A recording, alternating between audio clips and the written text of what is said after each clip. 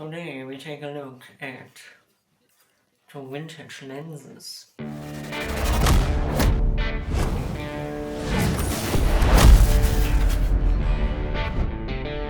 Today we ask a question no one dared to ask in 2025. Is f1.4 really worth more than double the price than f1.8? Let's go.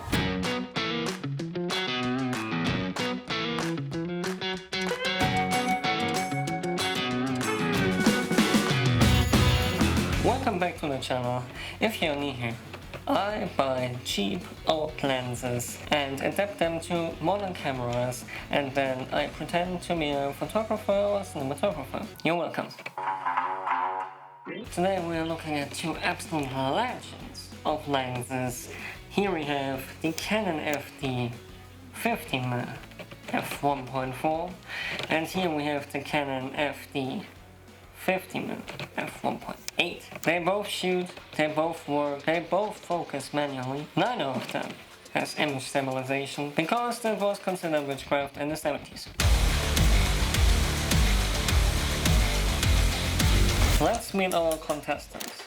The Canon FD 50mm f1.8. Light, plasticky, feels like a toy, but a charming toy, like a Kinder Egg camera, even though it's made out of metal.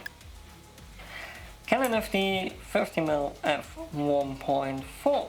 Heavier, beefier, a real chunk of glass. It's the type of lens that whispers, "I was expensive in 1983. By the way, this lens is from 1974 to be honest, and the Canon FD 50mm f1.8 is from 1981 probably. You can see that on the little stamp on the inside of the lens. You probably want to know the specs of these both lenses. I mean, sure, they are 50mm, they have manual focus, no image stabilizer, that's it. And they do smell a little bit like attic. I mean, the f1.4 does open, let me look at it, a fourth stop wider than the f1.8, and I actually had to read this from a piece of paper because I couldn't remember it and I didn't want to do the math in my malfunctioning brain. And this means the bouquet is a little bit creamier, a little bit softer. Like switching from whipped cream to a slighter dense whipped cream. That sounded weird, didn't it? Okay, now let's test these lenses the only way I know how to test lenses, and that's bad science and overthinking. Let's go. Here's me pretending I have friends to show portraits of. Spoiler, it's just me without glasses.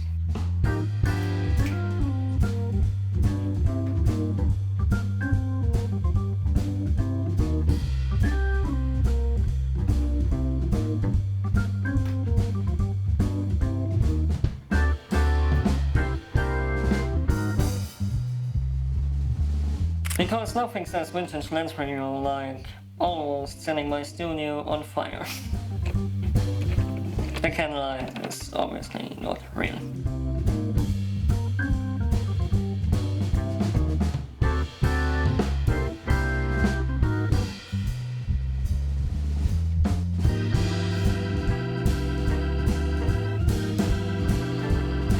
Notice the difference in focus briefing, or pretend to, like I did.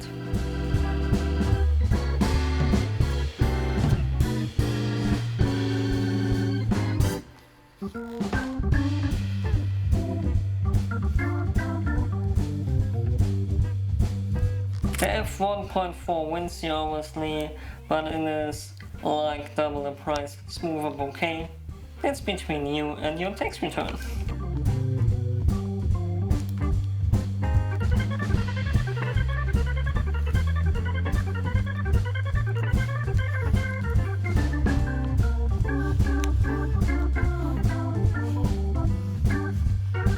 Additional information, the settings are all the same, except f1.4 versus f1.8.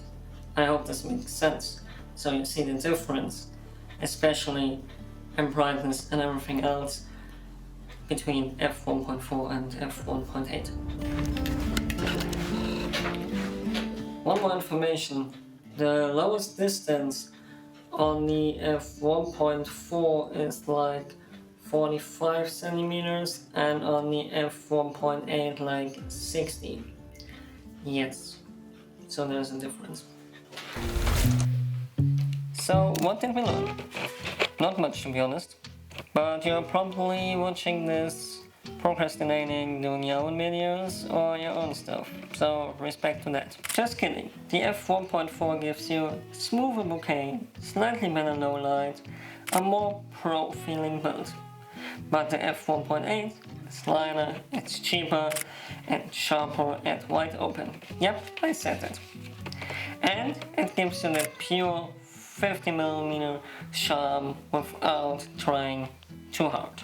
If the f1.4 is the cool guy in a leather jacket coming into the bar, the f1.8 is that one friend of that does not look that cool, but probably ends up with a better Instagram and more followers.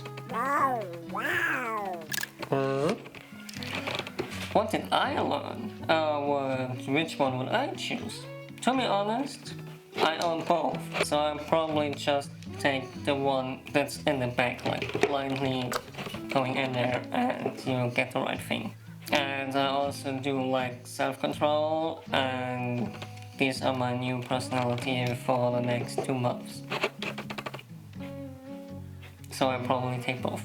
So you can like, comment and subscribe if you want to, if you want to watch more comparisons like that. Not too serious, not too scientific, then let me know down below. Or maybe just try to give me the feel that I don't spend all my money on senseless, vintage, cheap lenses.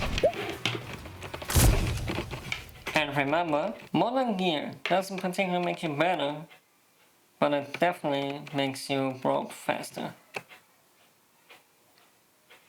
Until the next video, goodbye.